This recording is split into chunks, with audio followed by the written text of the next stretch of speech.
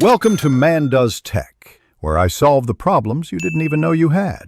You start by confirming key prerequisites so your recording won't stall. Open the Bing app, sign in, and grant camera, mic, and storage permissions. This is critical. Once done, choose Wi-Fi to avoid data limits and collect your raw assets, short clips, images, or a tight script. Next, tap the Create or Video option and pick your output ratio, 16:9 or square, so framing and transitions render correctly. This gets you into the editor without friction. Now you assemble the footage and refine timing. Import your clips or record directly in the app, then trim each shot to keep rhythm. Short clips improve engagement. Use Bing's AI suggestions to generate captions, a natural-sounding voiceover, and transition presets. Accept them as a base, then tweak tone, speed, and phrasing.